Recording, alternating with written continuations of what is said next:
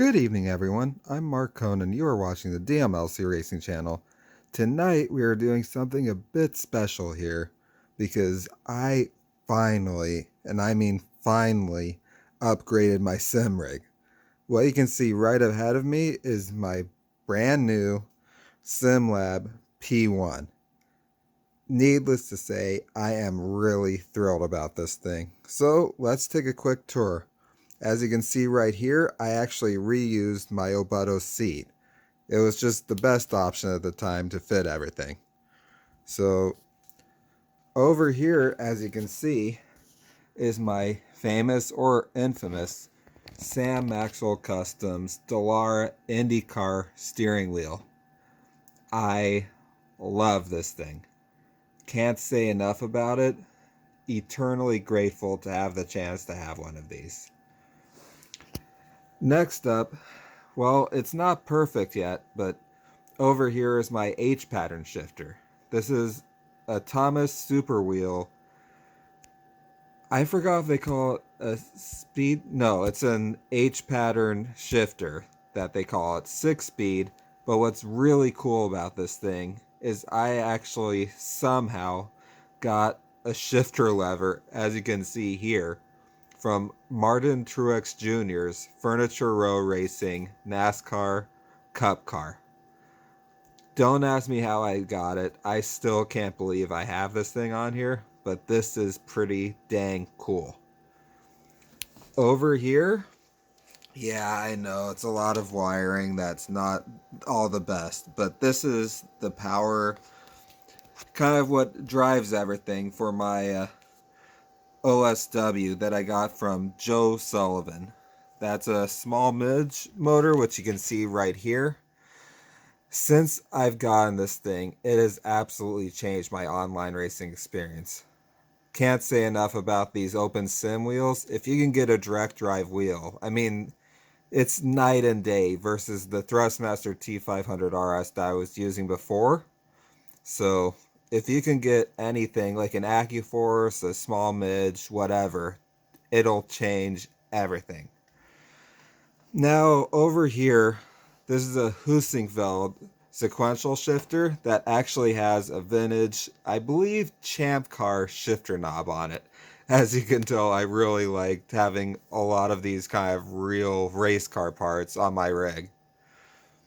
Over on the side here, we got an Aolog's handbrake. Been very good to me so far. Can't say enough about it, as well as, of course, the cord that goes to my wheel. And I've been using this LO Touch USB screen for a while, and kind of as a dashboard. And what is it connected to, or what do I use with it? Of course, I gotta use Z1 Dashboard. That software is absolutely amazing. For fuel mileage and various other things, I can't say enough about Z1. And because of this new rig, I had to get a bit creative with how to mount it. So yes, it does block a bit of my vision, but not too much. I use this kind of monitor mount that I got off of Amazon. I believe it was an Amazon Basics one, but it does what it needs to. This thing down here I'll get to in a second. Now the screens, of course, that's SimLab's mount. Because the center one is a BenQ and these two on the left and right are Acers, the fit isn't completely perfect, but it does what it needs to do. On top here, we have this Asus monitor, which I actually kind of, because I just wanted to see if I could do it a bit differently, I just got this mount over here that just clamps down to the stand. Does everything it needs to do, but yes, this is my fourth monitor, well, technically fifth, as well as dashboard. I just use sim racing apps, which you can see over here. I've got my standings, and down here I've got my weather information. Next up, of course, we got spotlights. These, which come from Midwest Simulations, they have changed my sim racing experience so much. Just knowing exactly when you're clear or you got a car next to you, because these two just light up, and you'll know if you're 3 wide, if someone's still inside, outside, whatever, so much faster than a spotter ever could. Scott Rupp from Midwest Simulations, you are a freaking genius. Speaking of genius stuff, I believe one of the last things that I haven't gone over yet are my new pedals. These down here are CST pedals that were actually quite modified by Sam Maxwell Customs. Believe it or not, the gas pedal came from Jeff Gordon's NASCAR Cup car, and the brake and clutch also came from a NASCAR race car. So, more of that realism stuff, but these pedals, and you can see here, this is connected to it, clutch bite point and brake bias. Sam, you are a genius. Thank you so much for doing all of this for me. I cannot wait to start really using these in anger. Oh, and while I'm down here, this right here, which I used to attach my OSW, that's actually a Fanatic wheel mount. It does what it needs to. I can just clamp it right on there and it just fits like it's supposed to. And for those that are wondering what headphones I use, I have these Sennheiser 6XXs, and I have it connected to a mod mic. I actually have this headset connected to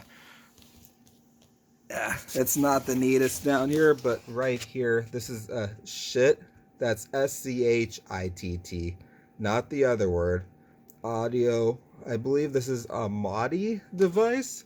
Basically, it's a top and bottom piece that just, it's a digital audio converter it just really changes things when it comes to audio. Oh, and of course my computer. This thing I had custom built. Gosh, it has a NVIDIA Titan XP in it, i7 7700K CPU, 32 gigabytes of RAM, 1200 watt power supply. Basically, I spare no expense on this thing. Well, that basically will cover it for my my rig here. And next off, let's see that special thing that these pedals can do. Okay, now we're back in the rig here. You can see my new foot cam. Unfortunately, it might wobble a wee bit just because I had to mount it directly to this extremely sturdy frame that's from this incredible SimLab cockpit. The cool thing about these pedals, that clutch bite point switch that you saw earlier, that's just a knob you can just rotate back and forth. So, long story short, you put the clutch completely in and it'll go all the way in.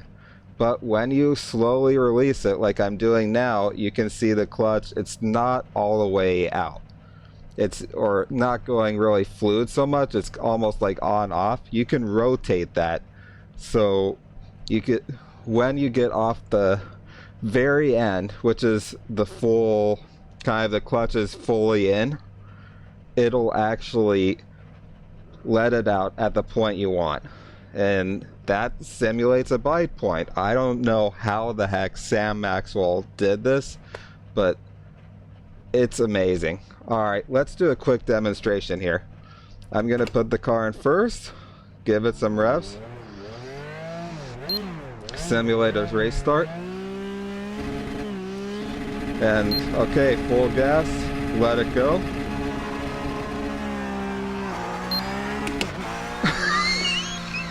Are you freaking kidding me? That was just a perfect start. It just, the clutch was exactly where I wanted it, and it did it. Oh my God, this is gonna change so much when it comes to, let me turn it off for a second, when it comes to leaving the pits and just standing starts if I do them, etc. Sam, thank you so much for these amazing pedals. and also to Richard and Darko at SimLab. Thank you so much for helping make it possible for me to get this incredible rig. It's so sturdy. Like, there's no way I can make anything on this Flex. It's just so well built. I am so eternally grateful that I finally got to upgrade everything and cannot wait for what the season will bring me. Anyways, that was a tour of my new sim rig, and thank you so much for watching.